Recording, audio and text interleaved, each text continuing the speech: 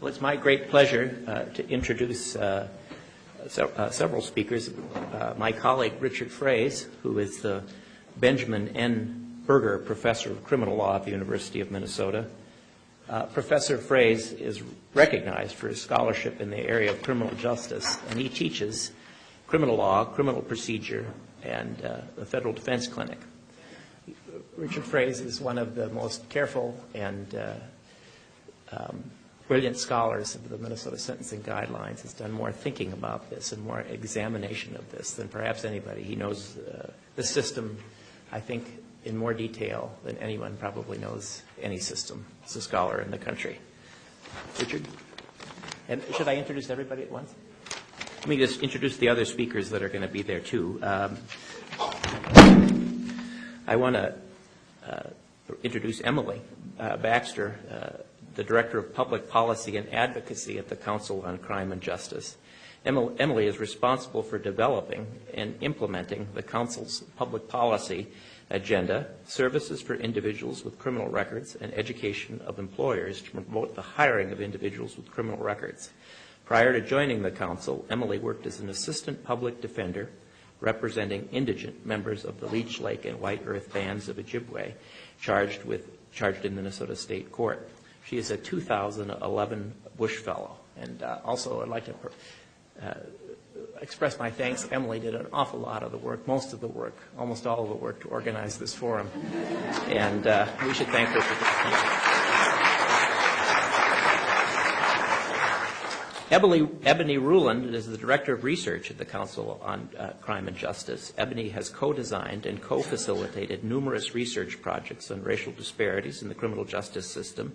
She has been involved in coordinating several research projects in the criminal justice system, several research projects under the Council's Racial Disparity Initiative. Ebony received her BA in the Sociology of Law, Crime, and Deviance from the University of Minnesota, and an MA from St. Mary's University in Counseling and Psychological Services, and she is currently a PhD student in the School of Social Work at the University of Minnesota. So thank you, my friends. You have the podium.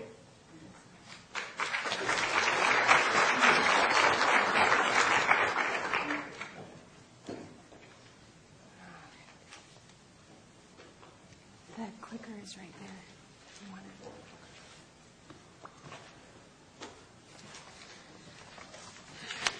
Good morning.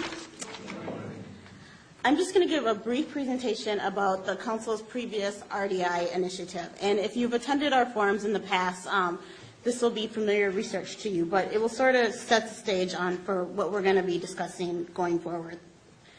So the goal of the Racial Disparities Initiative at the Council on Crime and Justice was to examine the causes and consequences of the racial disparities, but to also create solutions to decrease the disparities throughout the system. So we were not only interested in doing research for research's sake, we were also interested in looking at direct service programs, policies that could be implemented to decrease the disparity. This is an example of our studies that were conducted under RDI. In total, we've conducted 17 studies. So this is just a snapshot of our studies. All of our studies are available on our website, which is www.crimeandjustice.org. And you can just Google Council on Crime and Justice and it will come up. But as you can see from this list of studies, we looked at racial disparities throughout the criminal justice system. So we looked at it from the point of police contact to arrest. We even did a study with Anoka County looking at the plea negotiation process, and then we looked at it through incarceration, what happens at incarceration. So it looked at the whole system. We also looked at the impact that it had on the children, families, and communities left behind. We did 2 studies in partnership with other community organizations. The first study, the causes and solutions to disparities for Hispanics and Latinos in the juvenile justice system, was mainly conducted by HACER, a community agency focusing on Hispanic and Latino issues. And then we also did, we partnered with the American Indian Policy Center that did the study American Indian Perspectives on Disparities in the Criminal Justice System. So when we look at racial So when we began to do our research, we could see that these racial disparities really began at first point of contact with the law enforcement. Our big study that we did was the Minnesota Racial Profiling Study, which was a statewide study, and in total we collected data in 43 jurisdictions. Through that study, we found that Black, Latino, and American Indian drivers were stopped at greater rates than white drivers. They were searched at greater rates than white drivers, but found contraband at less rates than white drivers. In the 43 jurisdictions that participated in the study, blacks were overstopped in all of those 43 jurisdictions. Latinos were overstopped in all but 5 of those jurisdictions. And the same can be said for the discretionary searches. So not only were they overstopped, but they were the law enforcement conducted searches at a disproportionate rate.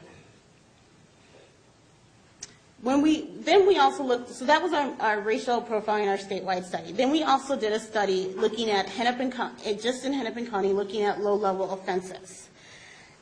We looked at the rate between citations and arrests for low-level offenses. And that study found that one in 4 blacks were arrested or cited for a low-level offense. And we looked at that compared to whites, it was 1 in 60. So blacks were 15 times more likely to be arrested or cited for a low-level offense in Hennepin County. The second part of the Racial Disparities Initiative, so that was more of a quantitative, looking at what the data says. Then we also did some qualitative studies looking at why these disparities exist at the first point of contact. And through our research, we found that these are really a result of the geographical hotspots policing. So a policy that we looked at quite intensely with the Minneapolis Police Department was called Code 4. So looking at what Code 4 does is put all the resources in to where they're getting 911 calls, or so you're putting all your resources into one area, and that's generating a disparity in arrests. And then also looking at school referral practices. And as Judge Bransford talked about earlier this morning about the disparities in the juvenile justice system, and I won't go over this slide because I think Judge Bransford captured a lot of what I was going to talk about. But again, looking at the disparities in the juvenile justice system, and the Council on Crime and Justice was part of the JDAI initiative to do the evaluation on this. And again, as Judge Bransford said, as we got into the data, we realized that a lot of these juveniles were in fact in there because of warrants that weren't arrestable charges in the first place.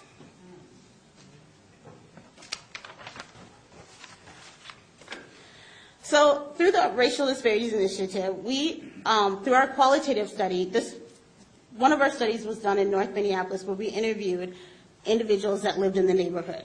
And the individuals that we interviewed understood that people coming out of prison had a lot of struggles finding jobs, finding housing, reconnecting with their community. So they sympathized with them, but also had fear of living in the high crime area and had fear of victimization. And we also found that there was a lack of consistent, effective dialogue between the justice system and communities of color. And Emily's going to talk more about how this led to some of the things that we implemented at the council. And as I mentioned, we also looked at it from the point of view of the children left behind and their families. So we did a qualitative study interviewing children who had a parent in prison and their caregivers. And we found that oftentimes the children felt the strain of their parent being gone, either through financial strains, through the social stigma, or just not having that parent, that mentor, that role model in their life.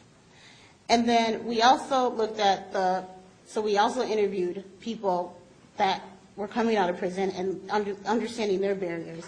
And we found that there was lasting barriers with employment and housing.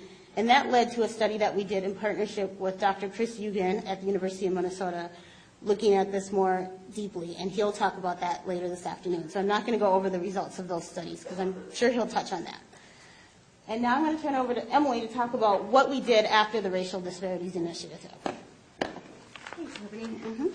And in deference to time, I am going to abbreviate my presentation to a footnote, but an important footnote, I think.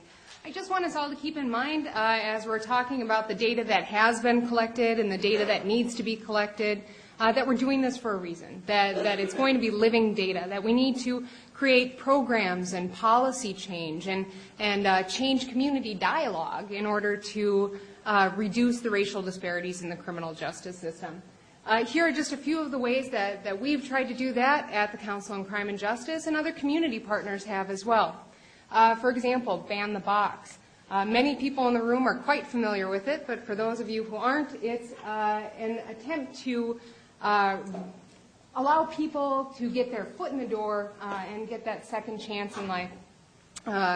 It requires the public employers in the state of Minnesota to remove the question, have you ever been convicted of an offense, from the hiring or the job application. The Higher Education Notice Act passed around the same time in 2009. This just requires institutions of higher education to forewarn students that their criminal record may prevent them from graduating, from obtaining licensure or employment. An example on how this data is living is that we at the Council on Crime and Justice have then followed up on that to see if institutions of higher education are actually forewarning those students or if they're taking their money and failing to do so. And we've found a pretty horrific compliance rate, actually, of below 50%. So it's something that we have to continue to work on. You can change the policy, but if you're not getting that education out there, it doesn't do a whole lot of good. Family Strengthening Project is something that Ebony was talking about. The recognition that parents' incarceration has a profound and often devastating impact on the children. And there was a program at the council that helped to connect the children with the incarcerated parents. GAGE is the Gaining Access to Useful and Gainful Employment. And those of you who have suffered through my presentations before know that I love to talk about this. And this is just helping both employers and employment specialists understand the information that they're getting. So if you're conducting a criminal background report, and right now, according to a study done last year by the Society for Human Resources Management, 92% of employers are conducting criminal background reports. We help employers and employment specialists, people that work with job applicants, understand the information that they're pulling. So this information is readily available, but a glossary doesn't usually come with it. And so the chances that individuals are being disqualified for jobs based on arrest records or even petty misdemeanors is quite high and quite devastating. And expungement seminars, we assist people at CCJ to help them seal their records. And we've expanded to juvenile justice as well, understanding that the distinction between juvenile justice and adult justice is really disappearing at an alarming rate. You know, I'm sure that most people in the room are aware that 16 and 17-year-olds who are charged with felonies, their record is public and so too is their hearing, and it doesn't go away. So if an individual receives a stay of adjudication or isn't actually adjudicated or convicted, it doesn't mean that their record disappears, but it can continue to impact them for a very long time. And we work with restorative justice groups as well, understanding that if we can seek to address the so-called criminological activity and behavior or deviant behavior in a more holistic and more creative way, when we can take people out of that kind of conveyor belt, that pipeline to prison, and engage people in a more restorative path. So that's all I'm going to say about it, but please do contact me if you have any questions about any of those programs, and I will talk at you for a very long time. So if I can introduce Professor Frase.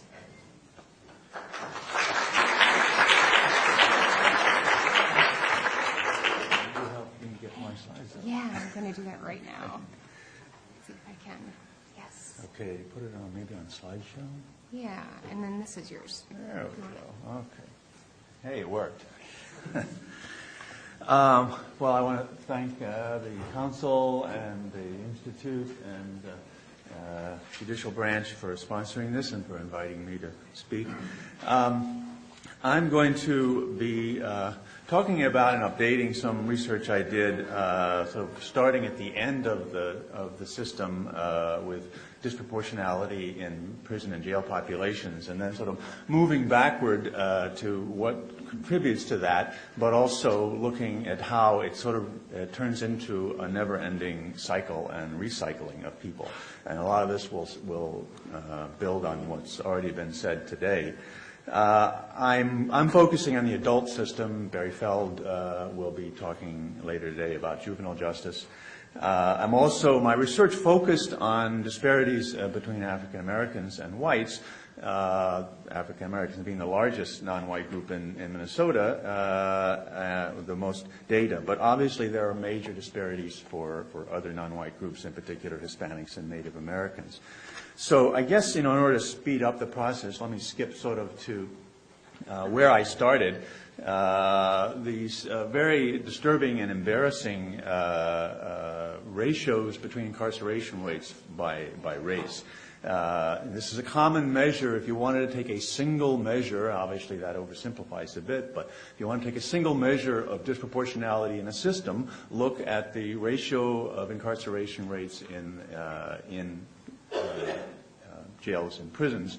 And prisons had been studied back in the 80s and early 90s. There were a series of national studies that found that Minnesota had the highest ratio, disparity ratio in incarceration rate. So a per capita prison rate is the number of offenders of a given race divided by the number of residents of the state of that race. So black inmates per 100,000 black Minnesota residents, white.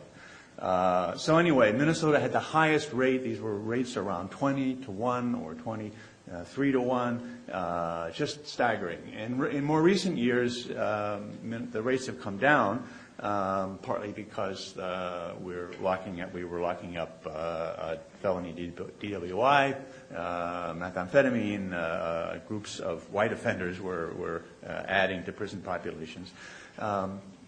Some other reasons as well, but still very high ratios. Now this is only prison populations. If you look at prison plus jail, the numbers are lower because in Minnesota, because of the guidelines policy, we tend to use local jails very heavily for sentencing, and there are a lot of white offenders in jail. Nevertheless, in the most recent year for which we can make a comparison across states, Minnesota was in the top quartile in terms of disparity, 9.1 to 1, and that's still very, very high, and we want to know more about what causes that. Just an aside, notice the curious geographic patterns here, that all the states with the highest ratios are upper Midwest and Northeast states, and the states with the lowest ratios are predominantly states of the former Confederacy.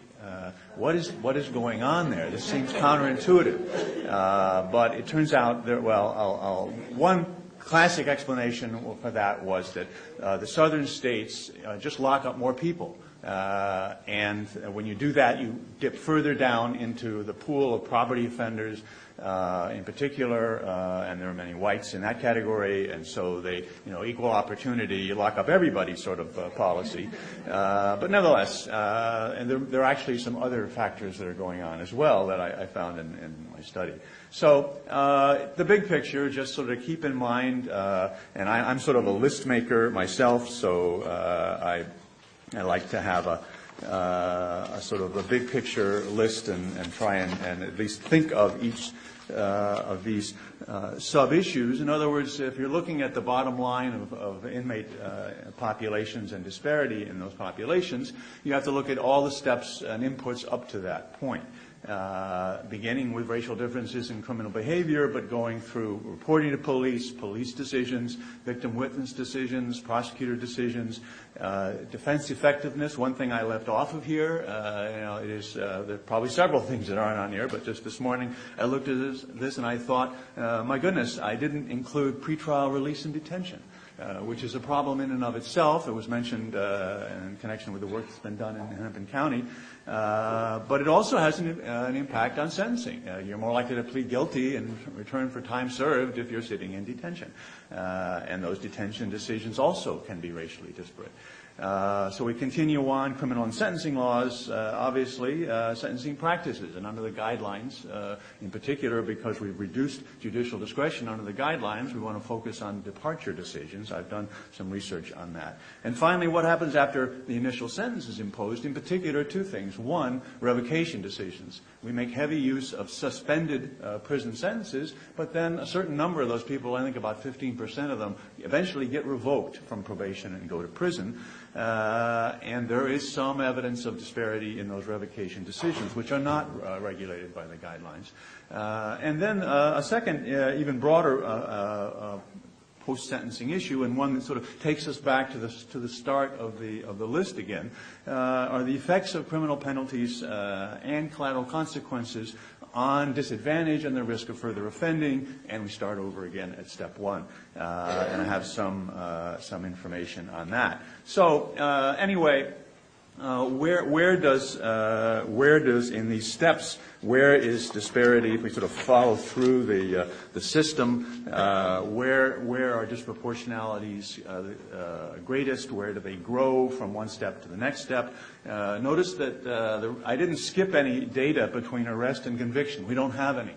And that's a big hole in our understanding of the system. But nevertheless, it looks as if the disparity didn't increase that much in Minnesota from arrest rate to conviction rate, whereas it did for all states. But then notice the big jump from the conviction stage to the prison sentence stage. And that really requires unpacking. Why does the disproportionality measure go up so much from the conviction stage to the stage of prison sentencing?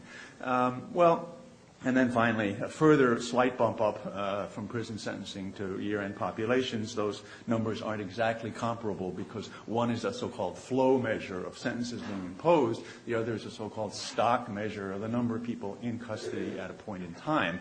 But nevertheless, there's some evident reason to think that some disproportionality does add between those steps. Well, let's sort of go back and unpack sort of three questions here. One is, why is the Minnesota arrest rate for serious violent and property crimes plus drug crimes, why is it so much, not only disparate, but so much higher than the national rate? What's going on here? And you might think, well, it's drug enforcement. Well, that's clearly part of it. But if you unpack those arrest figures, it turns out that for drug crimes, it's pretty close to the average for that group of offenses. Whereas we have even greater disparities for serious violent and property crimes. 4 times a ratio of something like 4 to 1 for serious property and 6 to 1 for serious violence. So it isn't just drug enforcement. Other things are going on. In the study that I did, if we go back sort of to the list of steps here, so we're talking about the step difference between arrest, step 3, and conviction, which is further down the list. Various things happen in that period, but how do we get to arrest? Well, various things happen before that. We don't have much data on racial differences in reporting of crime, although nationally there's some evidence that non-whites are less likely to report crimes to the police because they don't have a good relationship with the police, among other reasons. Police decisions to arrest. Well, we have information on racial profiling in traffic cases. It exists in Minnesota. We don't have much information, and the hotspot data that was mentioned. But we don't have as much information as we need about those decisions. We do have information that bears on the likelihood of major racial differences in criminal behavior. This is difficult to talk about, but we need to recognize that to some extent that is driving these disparities, and we need to find out what drives those differences in behavior. So I looked at 2 measures, one of which is socioeconomic measures. This has been in the news recently. This data happens to be from 2000. I have reason to believe that these disparities are even worse today because of the recession than they were in 2000.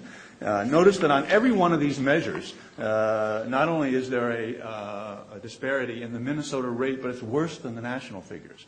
And the reason is for two reasons. Minnesota whites tend to be doing better on all these measures than whites nationally.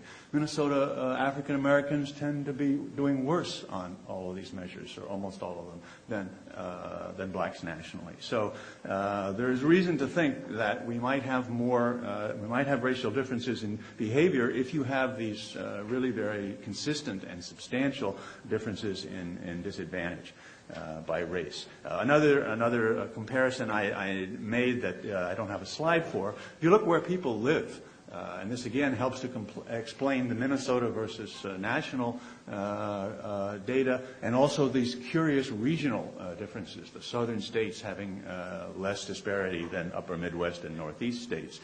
You look where people live. In Minnesota, African Americans are particularly likely to live in high crime urban areas of concentrated race and poverty, the issues that Myra Norfield addresses. Whereas in the South, at the other extreme, they're more likely to live in lower crime rural areas. And in both places, but especially in Minnesota, whites are likely to live in low crime, non-urban areas. So where you live is going to have a major impact on your risk of being drawn into crime and also your risk of victimization. So anyway, these are some of the things that underlie that first step in the process, and things that as a society and as Minnesotans I think we need to address. Let's go back to the the chart here of the three questions that I mentioned. So I was just talking first about why are arrest rates so much more disparate in Minnesota than for all states. The second question has to do with what about the next step between arrest and conviction. Looks as if there's not much change there. So no problem? Well, not necessarily, because it could be that for one thing, maybe African Americans are being over-arrested, a lot of weak cases.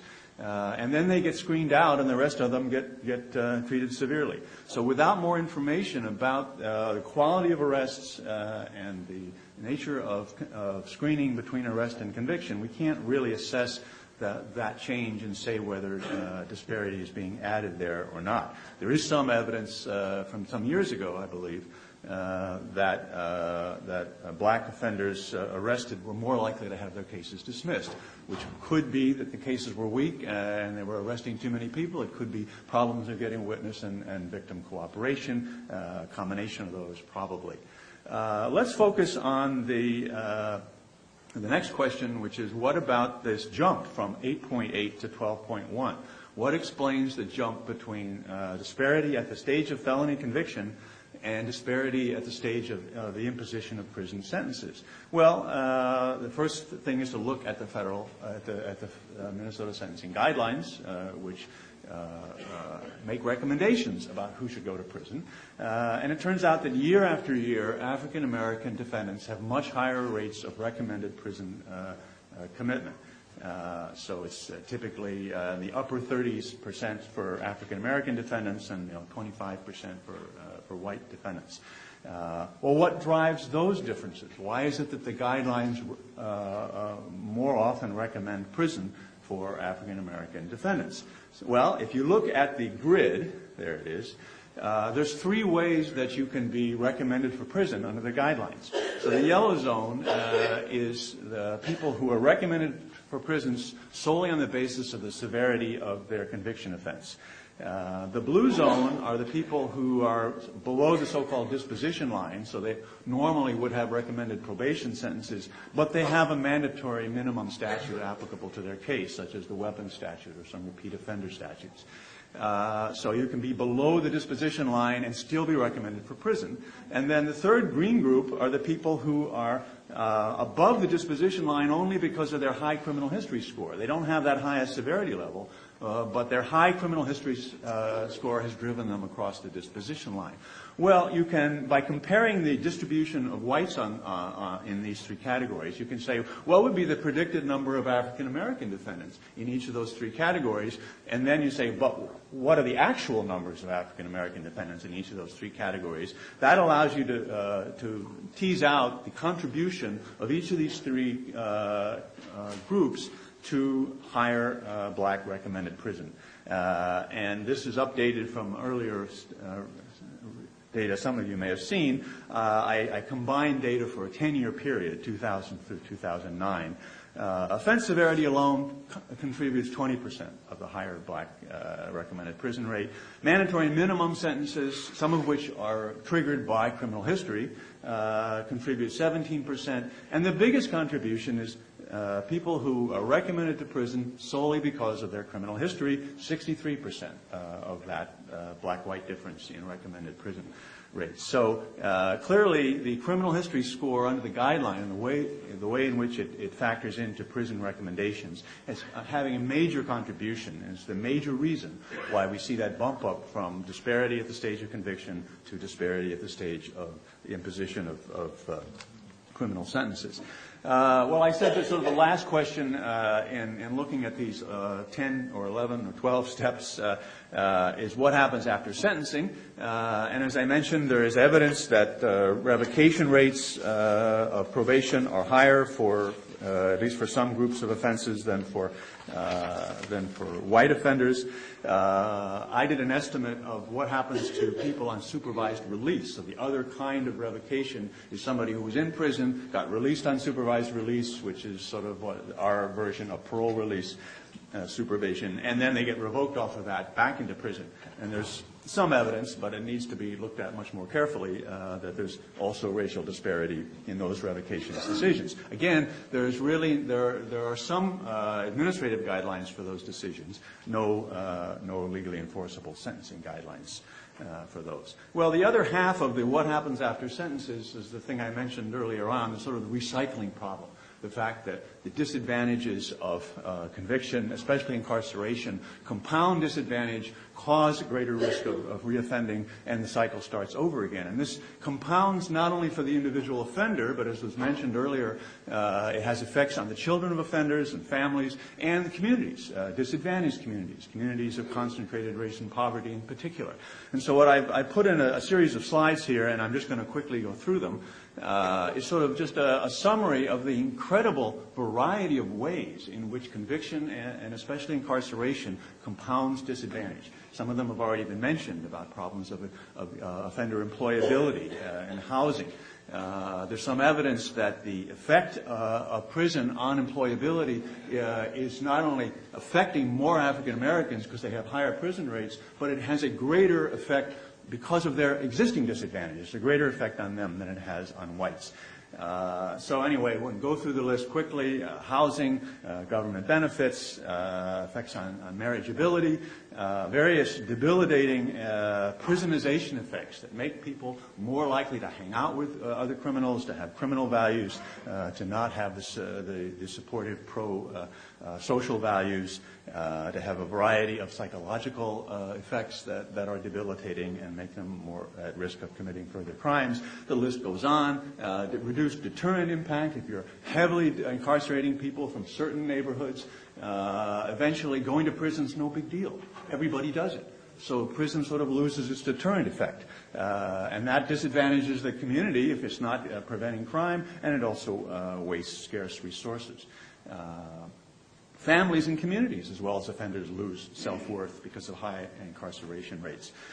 Sense of social and political exclusion. Chris Eugen is going to talk about some of the collateral consequences, especially loss of voting rights, but it's also a psychological effect as well as practical effects that has. Weakened community support, disorganization, instability, collective apathy. Again, concentrations of race and poverty, and we add mass incarceration out of those communities, it's just the perfect formula for a revolving door, and we have evidence of that.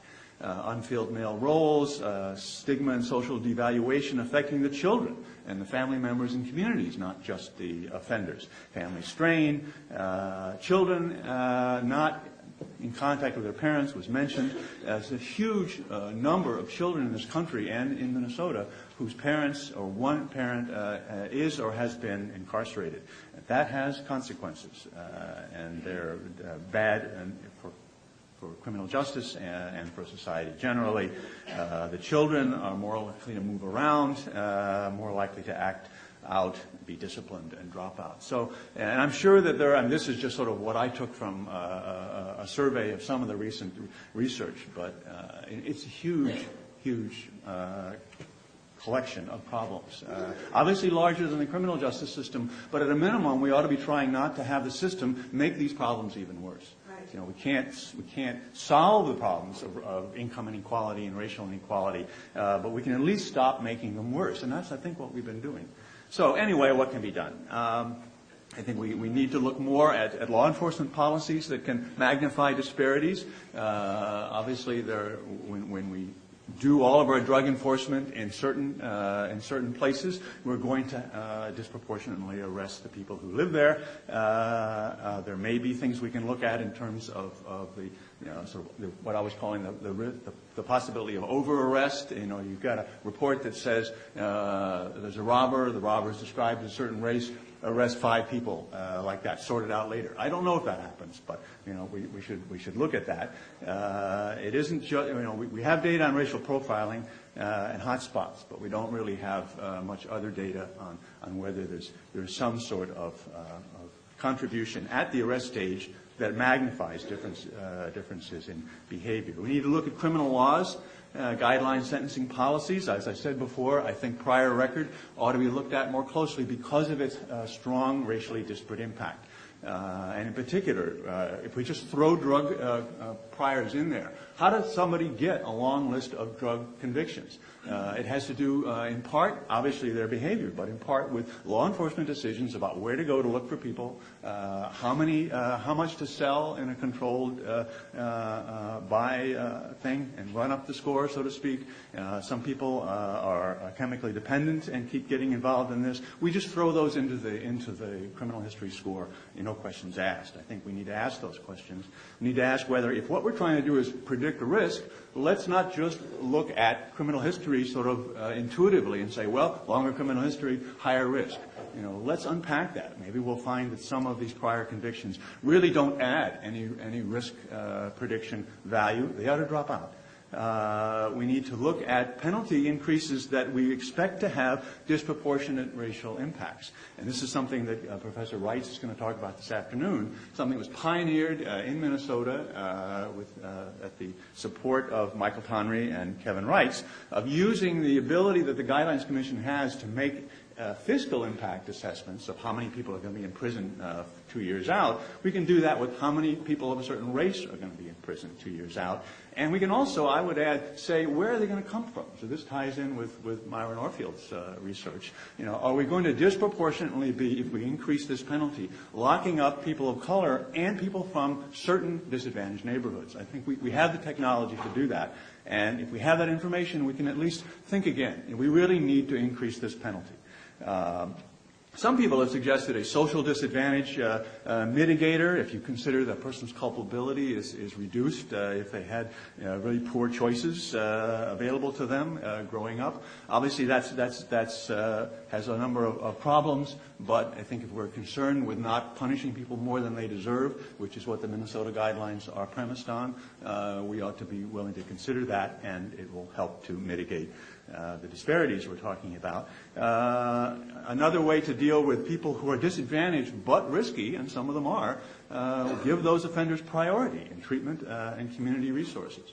We, I think, tend to give the priority sometimes to people who already have the advantages because they, well, they're lower risk, so they're better bets. But they're lower risk, that's not the best use of those resources. And finally, back to collateral consequences and what Chris Eugen is going to talk about. There are just so many ways in which conviction and especially incarceration compound disadvantage through various collateral consequences, and that's got to be addressed. I think the Guidelines Commission should be looking at that. It's a statewide agency with a lot of data and ability to manage data. And, of course, ultimately, but not within the criminal justice system, what is driving these racial disparities in socioeconomic measures that are so consistently higher than the national figures? We've got to do better on that. It's unfair, and it's costing us money, and it will continue to cost us money until we address them. Thank you.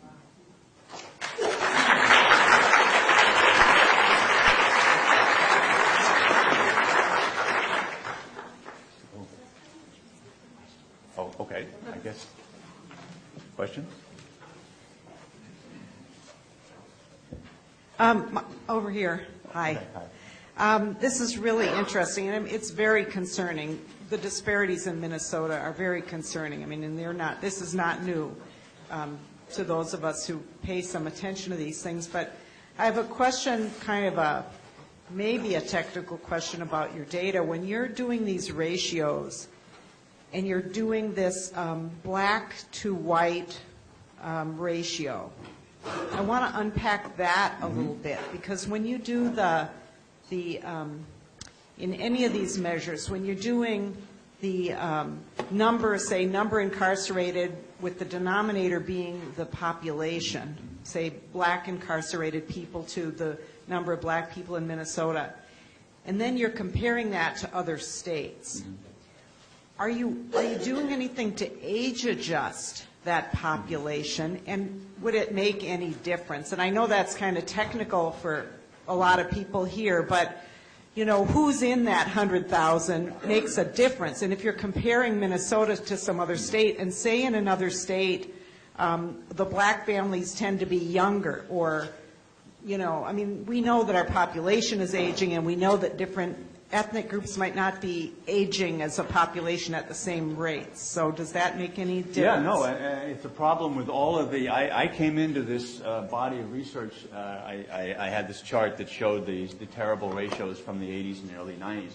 And the people who were doing this were all using total population as the denominator. And clearly that's wrong, because even though some juveniles end up in prison, they're a tiny, tiny fraction. So you really want to know, you'd really rather use the adult population in all these jurisdictions. I kept it with total population for two reasons for most of my measures. One, to be consistent with the prior research, even though it was wrong, so you can compare more recent data with the earlier data, but also because there are some problems with the way the census data is available by state and by race and age. So, but to the extent that you can, and you have to sort of unpack it by hand. And we did a little of that. And we found, actually, as I recall, the black population in Minnesota is younger than the on average than the black population nationally. So if anything, these ratios would be worse, because we're going to take more people out of the Minnesota denominator, which is going to raise the Minnesota rate more than it raises the other states. So it's a very good point. I just would say, if anything, the Minnesota versus other states comparison is worse when you do it with just adults in the denominator. Well, could I just one little quick follow-up to that? Yeah. And that is that it's not only kids, but don't we know that as people age, there's less, an older population has less criminal. Okay, so among the adults, do we have, yeah. And I think there too, so there, I believe within the adult population, the Minnesota whites on average were older than the Minnesota blacks, therefore less crime prone. So that helps to explain racial differences too. I don't know, you pick them. So I had a question about at the charging stage. So let's say person A engaged in certain conduct and they were charged with one crime, but person B engaged in whatever conduct, maybe similar conduct, and was charged with 4 crimes. I was wondering how that difference is accounted for in your statistics.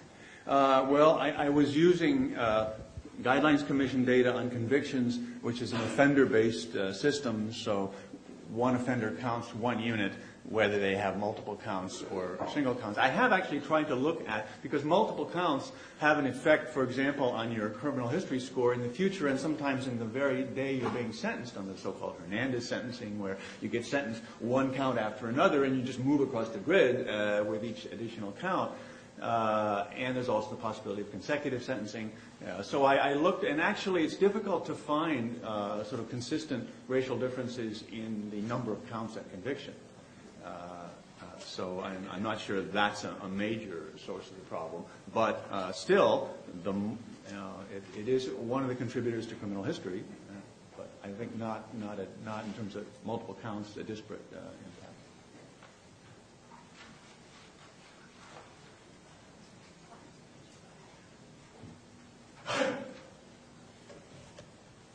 wonder if there's been research already in disparities in the choice to exercise one's right to take a case to trial and to get acquitted of the charges.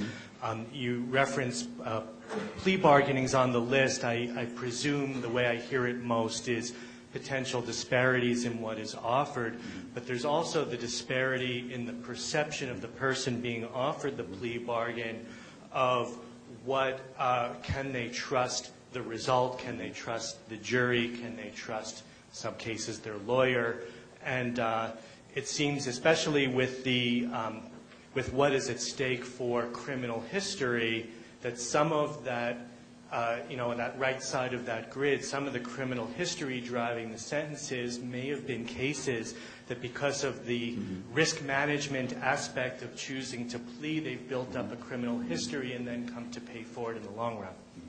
Yeah, and I would certainly, that's one of the areas we don't know enough about. The Guidelines Commission basically picks it up at conviction, and so we don't even have initial charge data in there. But the Supreme Court does have data on some of these earlier steps from the point of filing a complaint up to, from there on. And my dream would be to combine the Supreme Court's Mince's data with the sentencing guidelines data and unpack some of these missing steps that on this list here. Plea bargaining, there is some evidence, I think pretty consistent evidence, both nationally and in Minnesota, that African Americans are less likely to plead guilty or more likely to go to trial for the reasons that you suggested. So it's partly what they were offered, and it's partly a lack of trust. And that can affect the number of charges they end up with. It can certainly affect the recommendations that are made. It can affect the level of the charges. So you got vertical charge bargaining that's not available if you go to trial, as well as horizontal charge bargaining, the number of counts you end up with, the recommendations that are made. It's certainly something that one can look at within the defense function. And within the plea acceptance procedures to try to help offenders who really need to get with the program and get the deals that everybody else is getting. And I think there is a disparity there.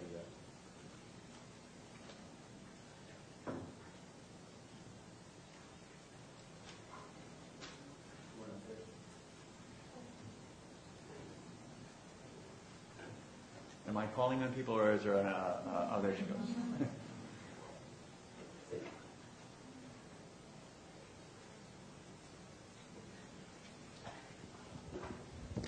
You spoke a lot about the psychological and cognitive disabilities of those that commit crime, which in some ways are socially constructed, and there's some labels that are designed. I would be very, and at the last point that you made in the presentation, you kind of noted issues of economic loss that the criminal justice system, causes onto the taxpayer, correct?